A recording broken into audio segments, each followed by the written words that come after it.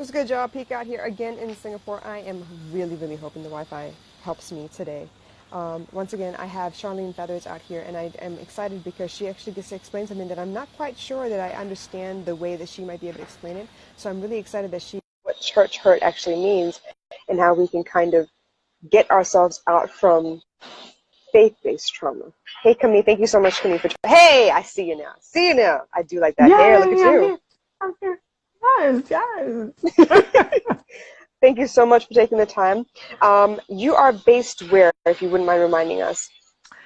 I am in Oakland, California. Nice! I'm on the best coast. I mean the West Coast, and I am. Yeah, you saw that, right? Thank you, August, for I'm joining live us in again. effect. Yay!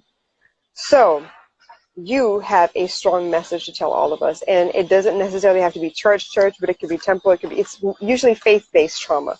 And I didn't realize that Yeah. that was a thing until we started talking about it a little bit and you started sharing a little bit. So if you wouldn't mind, would you explain what you mean? Oh my gosh. So you hit the nail on the head. It's church hurt, religious trauma, spiritual abuse. It's like a book by any name is still the same, Yeah. right? It's it's the hurt that happens within religious or faith-based communities that are oppressive systems, hierarchical systems where individuals wield whatever type of power they have. They might be the pastor, they might be the pastor's mama, Okay.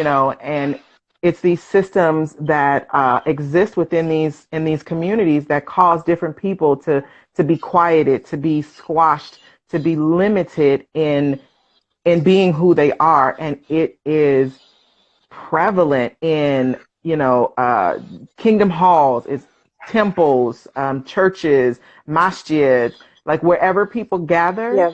to for a The worship. faith-based reason, it's happening there.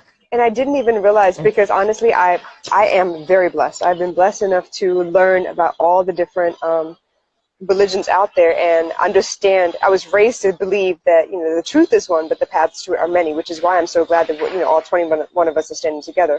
So yes, religion, no matter what you say, how you say it, there's like a it's like a process. You have to do this, and then you get to here. And that kind of it does Yeah. limit people a lot. And I didn't even think about it that way. I've been lucky enough not to have to be Yeah. stuck in there.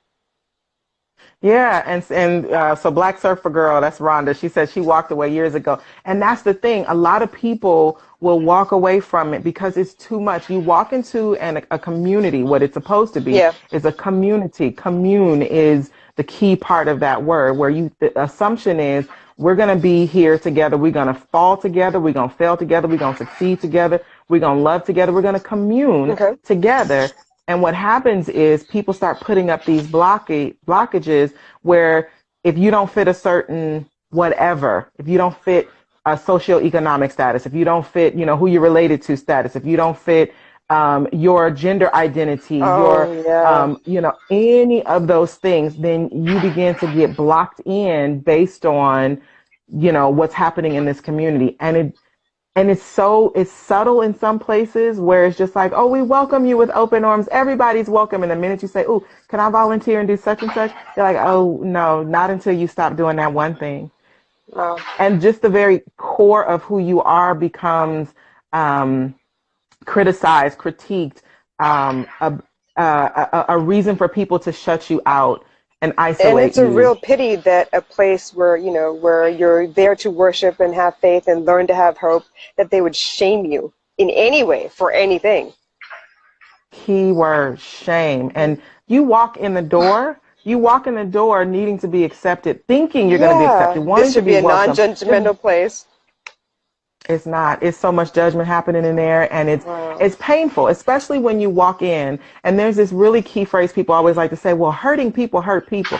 Okay, that's true. But if we're in this space where we're supposed to have the answer, then we need to stop hurting people and we need to start figuring out how we can help people. But instead, what people do is they create these structures where I'm better than you. Yep. I'm better than you, right? Because I got all my ducks in a row. But what you don't know is I got secrets. You just can't see what I do. You see But what I your show stuff you. I could see. That part right there. Uh-huh. That part right there. That's so sad. Yeah. I don't understand why people feel the need to separate all of us just so they can feel better about themselves. Like, you're just like us. Just come slum it with us. Like, calm down. Yeah. And one of the things that I realize is that some of the people who are in these positions, this is the only place where they're important. Because if you Yes. look at them in their homes, Yes. nobody listening to them there. Mm-hmm. They go on their job. Nobody's listening to them there. But in the church, because I said that I was called to this position and I've got this special relationship and God speaks directly to me, then I get to be respected and revered. And yeah, right. Yeah, I Hiding get to be closet is revered. prettier than yours. It's better than your, yeah, yeah. That's so And sad. these stories, like all of this stuff that they're even saying in the comments, unfortunately, so many people have that story, and some of them are still in the church. So they, it's kind of like that, where you do that see no evil, hear no evil, speak no evil yes. thing, right? Where we keep it a secret, but you're hurting. Yeah. Like, it's painful. It doesn't feel good, but you can't keep going speak back. about it. Absolutely. And then some people leave altogether, and then some people find their happy medium in the middle, in between. But either way, whatever your decision is, it still results to a pain that is really, because if I was abused, I could go somewhere, and get some help. If I was like physically abused, right? I saw that interview. Thank you. If I was physically abused, I have somewhere to go. If I, whatever I have. But when you talk about being hurt in the church, you can't see my hurt. The church was supposed to be where you went. This is where it hurt.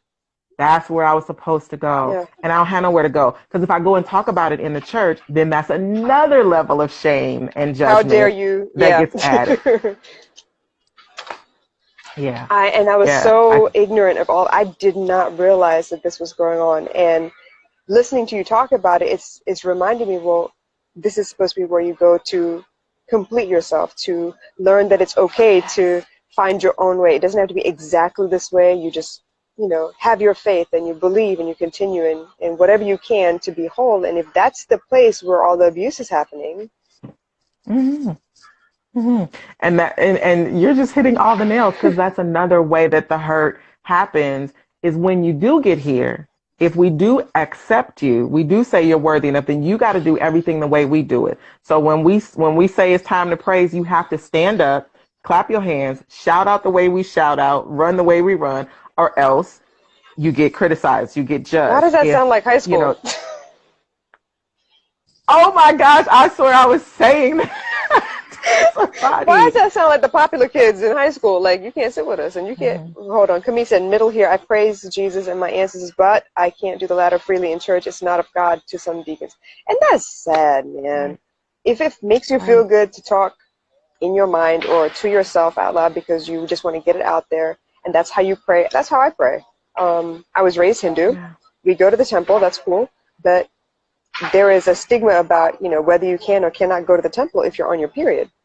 Apparently you're considered dirty. I don't think that. It's just a conflict of the energies. But I mean, God made me. Yeah. How can I be dirty and not be able to go to temple? Like, it's dumb stuff like that. But yeah.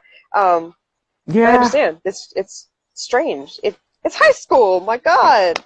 It's high school, because then you're sitting and you're stuck in your corner and you're questioning everything about who you are. So I'm a woman, and if I have this cycle, then I'm unclean. But then I'm a woman, and I gotta have the cycle because that's what, and you start to question things that are to the core of yourself. Yeah. If it resonates for me, and you're telling me that it's wrong, it's unclean, it's dirty, it's sinful, then now I'm questioning myself. Yeah. So now my whole identity is under scrutiny by me. Can you imagine the battle that you already have in battles for whatever you had to go through in life, whatever other people did to you? Exactly. You already have in battles for the stuff maybe you did that you feel like, dang it, I shouldn't have did those things. You walk into a place where you're supposed to have community and communion.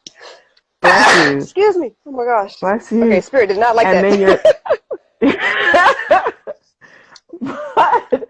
but you walk into this place, and now with all those other struggles, you're adding to the struggle, because now you got to figure out, why am I so filthy? Why am I so dirty? Why? I didn't do anything to be this way. And as it is, I'm teaching people, watch what you tell yourself in your head. And I remember when I was in high school, when people told me I was too skinny or I was ugly or whatever the case may be, on some level I believed it a little bit, and it became part of that stupid stuff that I tell myself in my head. So I can only imagine this is church. This is where God is supposed to be. And in the house of God, if this is what people are telling me, well, maybe it's a little bit true. And then I start telling myself outside of church that this is still what's wrong with me. Man. Yeah. And I don't even get to unpack. I remember for years I would stand up because I was teaching and preaching and all kind of stuff in the front in the church. Mm-hmm. And for years I lived literally, I would stand in front of the church afraid, like fear, like nobody's business, that somebody from my past would walk in the door and be like, oh, y'all let her up in the front? Oh, let me tell you why you need to make her sit down. I was legit scared that, and I'm using that word, and I don't even think it's strong enough. I was literally scared that somebody would walk in the door and bust me out and tell all my little secrets. And this is what I'm carrying around in the place where I'm supposed to be able to unpack them and be free. But no, I held on to the baggage and walked around with immense and intense fear because I knew if anybody found out about it, all of the positive and beautiful things that you had to say about me would change in an instant the minute you found out my quote unquote dirty little secrets. Yeah, but I mean, what little I know of the Bible and the teachings of all of the, the holy saints and prophets or whatever, it was to love and accept, love your neighbor, and it's so sad that people would take those same words and twist them. And it's in every religion. They would take those words and twist them. Like in some circles, me being female and divorced and a single mother is a problem. You know what I mean? So that's so sad because as it is, we have so much to worry about. And then on top of that, what people think of us in places where we're coming to actually ask for help, for forgiveness. Yes. Oh my gosh. And that is so my story. I am divorced. I'm, a single mom. And when my kids were very young, I can remember literally walking into a church and all the women in the church was coming for me, like thinking I was trying to get they dude. I'm like, you have no idea how much I don't want your dude. You feel me? Like, right? I'm good. I'm cool. But there was always this thing where if I was talking to some guy, they made an announcement that they wanted volunteers. Or the brothers would come up and be like, hey, I've never seen you. What's your name? Da, da, da. Like, no lie. The people would just swoop up on me. Hi, I'm so-and-so and I'm his wife. I'm like, well, nice to meet you. I ain't trying to get your man. I need you to be clear. But even in that space, I felt so much shame because I was a single mom. I felt so much shame because I was divorced. I didn't tell, so long. It was something that I wore it like it was a dirty secret because of what I heard and what I learned in that whole community. And, one of the things that hurts the most, like all of these different ways, and if you just sit and listen to people's stories, it would probably blow your mind. And what hurts for somebody might not resonate the same as somebody else, but it's all hurt. It is. And one of the things that makes the hurt even more pronounced, hey, Mrs. Parker, I see you. One of the things that makes the hurt even more pronounced is the fact that people don't talk about it. So you don't get to talk about it. You come in here, pretend like it's okay. Come in here with the hurt, and we gotta pretend like it's okay. And if you start talking about it, if you start actually bringing attention to it and calling it out, then I'm gonna add to your hurt because then I'm gonna start, accusing you of all of these really unkind things that you are, destroying something. And really, the truth of the matter is, no, I'm not destroying the reputation of the church. You are, because of the hurt that you're causing or because you are complicit with the hurt that's being caused. So, I wasn't necessarily very popular because when I did start to find my voice, I would see the different things happening and I'd be like, I want to talk about that real quick. And so, but I'm glad because I think I mentioned this last night. When you see someone in pain, when you see something wrong, it's your response. You noticed it, right? So then it's your responsibility to do something about it. Because if you walk past it, it's not, the world is not going to hell in a handbasket because of all the bad people. And it's because the good people are staying silent. You got to speak up, y'all. That part. There was somebody who said something like that. It was a Dr. Martin Luther King said something like, if you're contributing to it. If you see it and you're not saying nothing, then you're part of the problem. Hey, and Mahi. I didn't know I didn't know better, right? Yeah. Like I didn't grow up in the church like a lot of people. I visited in my youth, and then I really started going like I was 18, 19 years old. And I was raised in a very vocal family. Good. So, we say something, hey, we call a spade, not in an aggressive, malicious way, Right. but just, hey, that seems out of place. Yes. So I walked in the church not realizing that it was the culture to be quiet, don't ask, don't You tell. just take Like, the sermon and go on. uh-huh, absolutely, absolutely. And so I would call stuff out, not knowing that I wasn't supposed to, quote unquote. Yeah. And that's where I became, Popular? wildly unpopular. Yeah, Well, we yeah. love you. I could care less. So, look, the fact that you're even seeing these things and working on them, you notice that there is a gap, that this is where a lot of hurt is happening. The fact that you notice and you're doing something about it is big to me, because you notice you're taking the responsibility upon yourself. It wasn't given to you. You're taking it upon yourself, and you're trying to make a difference, because if you hurt this bad, imagine how many other people are hurting. Right, right. And the truth of the matter is, for a moment I could imagine it. But, I've got conversations, I'm a coach and I counsel people, and, in the church I was a minister. So people would come to me and share all of these stories. So I didn't have to imagine it. I didn't have to wonder. You're hearing testimony.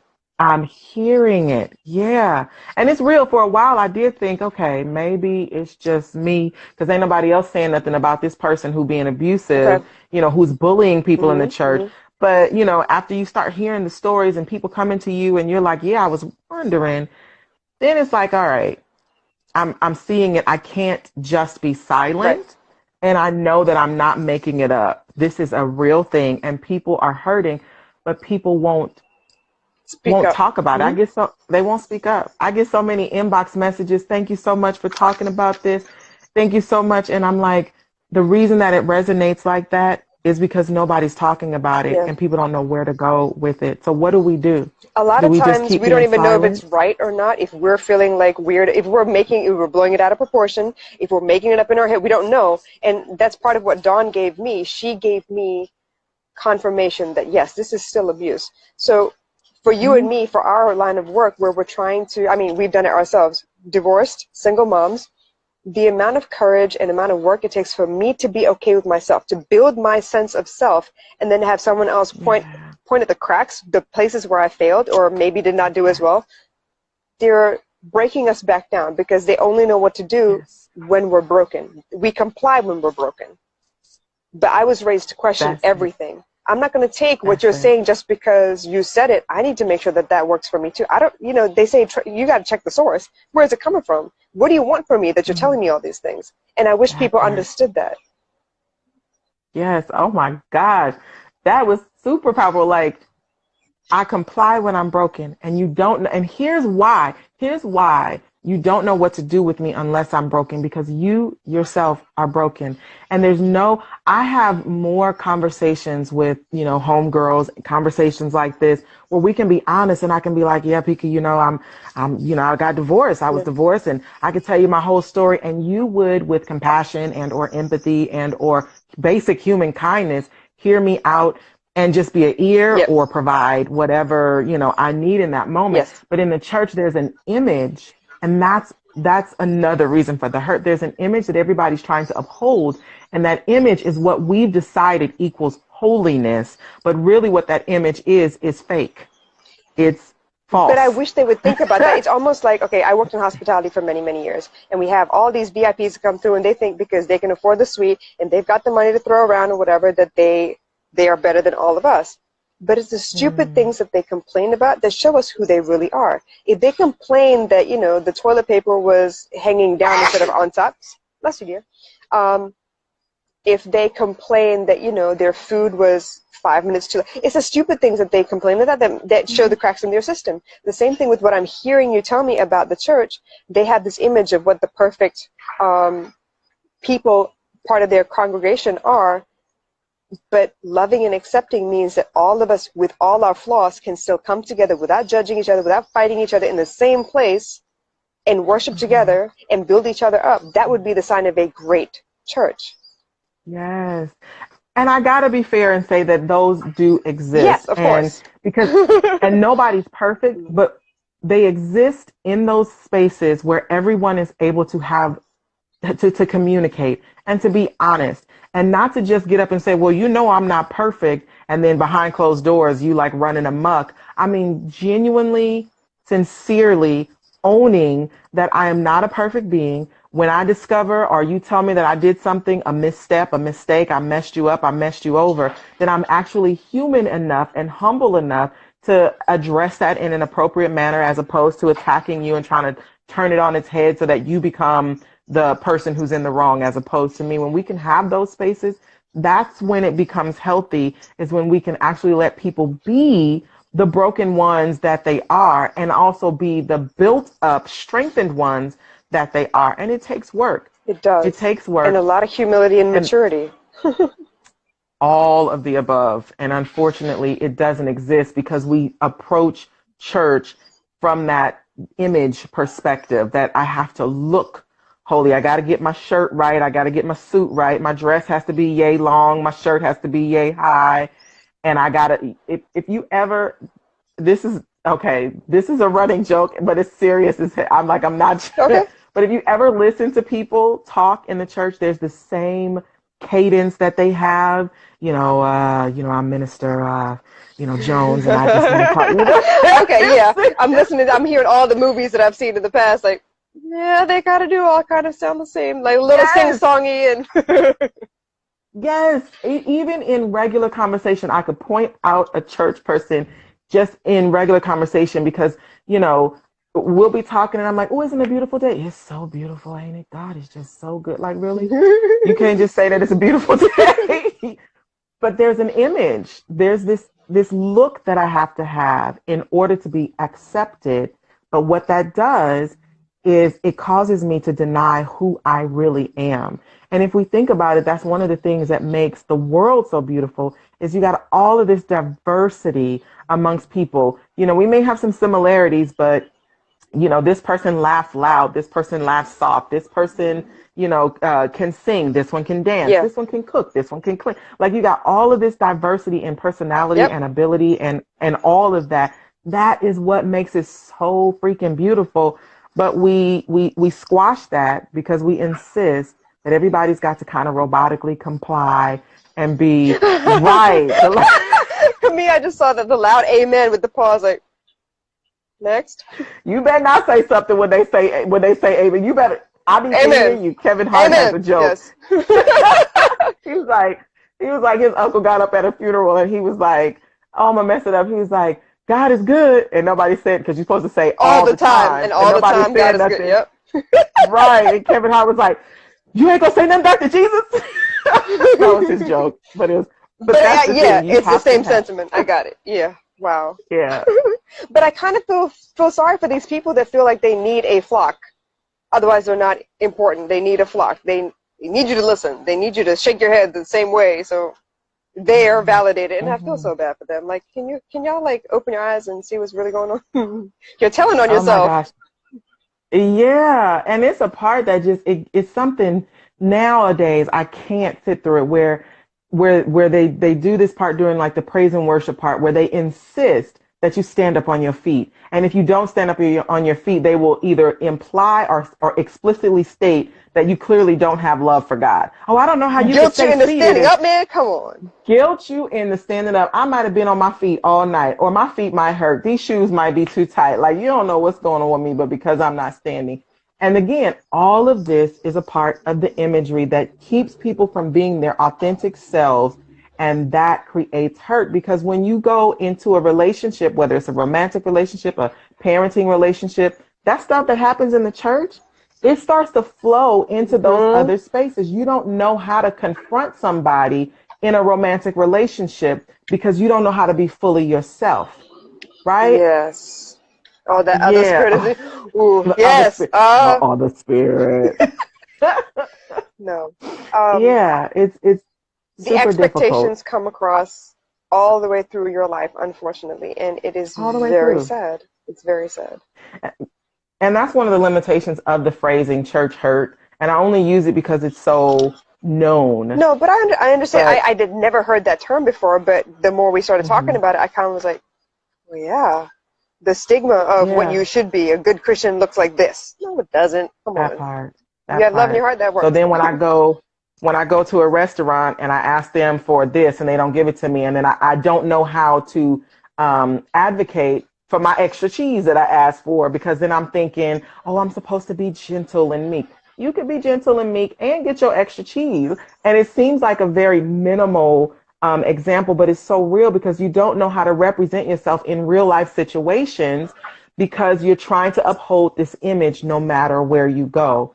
So it just, unfortunately, like I said, I look at it like one of those ripple waves. It just ripples out into so many other areas of our life. Wow. So I love this Yeah. because this takes care of a lot of other things. You're taking where the source of the hurt is coming from, and you're trying to build people in a way that they understand their self of self.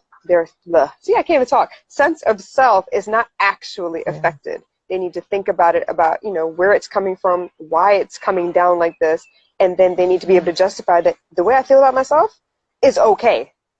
This is who I am, and I'm Yeah. okay. They forgot about the table Yeah. turning Jesus and all the woes in the Bible. And then Right. August goes, so how are you going to rep yourself in your business? Exactly. So how do you put your foot down when you're That talking to part. clients, when you're talking to business partners, third parties, customers, whatever the case may be? It's difficult. If you can't put your foot down on cheese,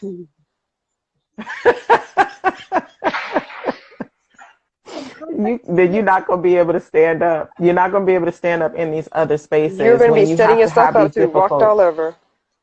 Yeah, and then there's the whole dynamic of waiting for. So there's this thing. A lot of the terminology is so, isolated to the church, and it doesn't translate into other parts of the world. But I'm waiting for confirmation. So if I get ready to go into business with somebody, I might know intuitively that it's not a good idea, but I'm waiting for confirmation. I got to go A talk to sign. Uh-huh. a sign, or the pastor's got to say something, or the bishop's got to weigh in, or first lady, or the prophet got to, weigh in on the situation. So I'm stalling in my progression of Life. anything, Yep.